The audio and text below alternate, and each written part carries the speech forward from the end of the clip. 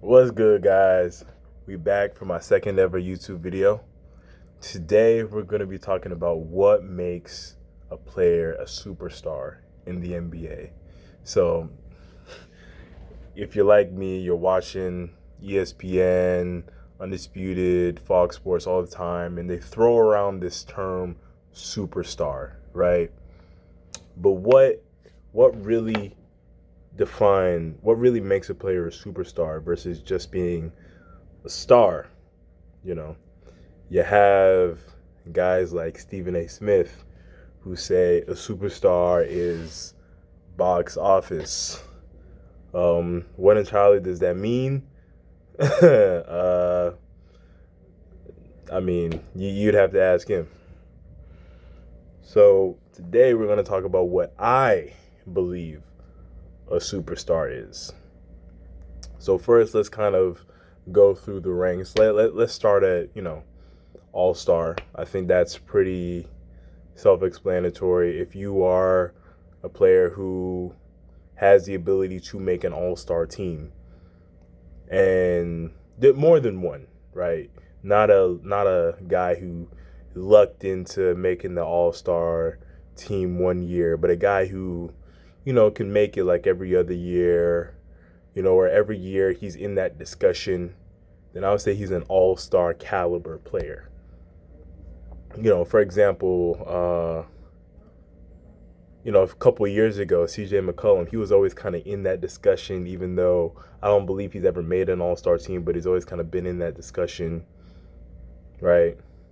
Chris Middleton, he's an all-star, though actually at this point, maybe I'd actually call him a star, right? Which leads me into the next category, star, right? So this is where we're getting past just being, a guy who can make, one or two all-star games. He's a guy who's consistently every year he's a shoe-in to make the all-star team, right? And on a good team, he's maybe, a third option, maybe even a second option on a good team, right?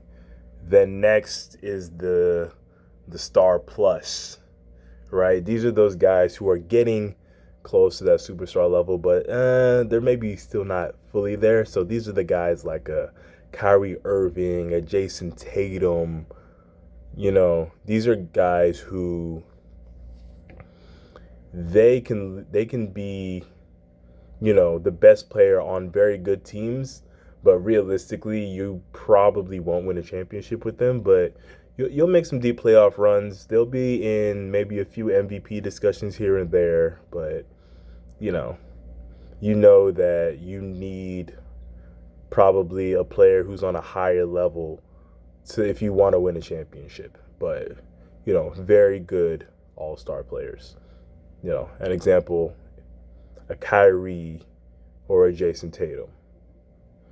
And I'm talking about Jason Tatum now. For all we know, Jason Tatum might reach that superstar level. He is trending that way. He's only 25, I believe. So there's nothing that says he can't get there.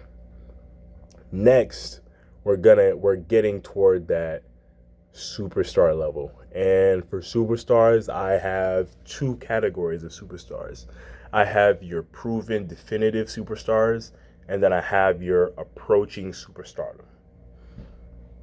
And so let's first go with what is definitive. And I think that is kind of self-explanatory. These guys, the creme de la creme, these are the guys who are competing for the title of best player in the world. These are guys who have won an MVP, or at least have multiple seasons being in that MVP discussion, and they've translated that regular season MVP play to postseason MVP play. So generally, most of these guys, if not all of these guys, have won a regular season MVP and/or finals MVP. So at least one of the two, but they've always been in consideration for at least both awards. And, this is LeBron, KD, Kawhi when healthy, even though he hasn't won a regular season MVP, he's been in that discussion multiple years.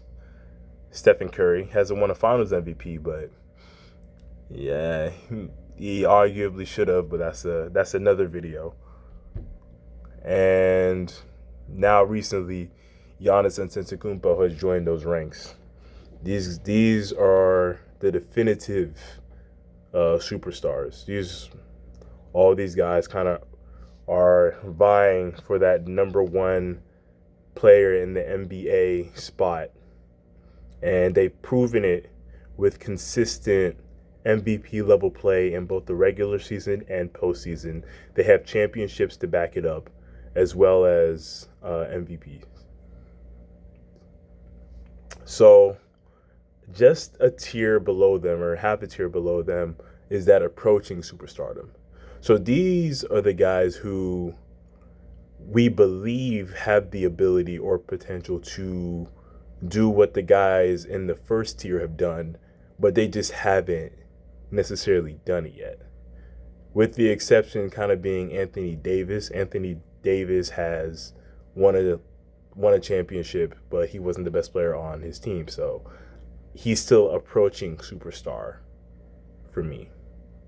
Another example is Harden, though this season he's fallen off quite a bit, but I'm talking about the Harden who a few seasons ago was averaging 36 points a game. Last season was averaging 25 and 11. That Harden, the one who's the two-time MVP, the one who people say, was robbed of MVP multiple years. That Harden, approaching superstardom. Joel Embiid now. Nikola Jokic, he has an MVP, but it hasn't necessarily translated in the postseason. And I'd even say Luka is a part of that discussion. So to me, that's what separates, stars from superstars. A star is a player who is expected to play well in the regular season and sure has some expectations for the playoffs, but nobody expects them to lead their team to a championship. A superstar has that weight on their shoulder. They are expected to lead their team to a championship, or at the very least make a very deep competitive run. That's the expectation. So to me, that's the difference. If you guys have any other questions or disagreements, leave them in the comments and, hash it out there.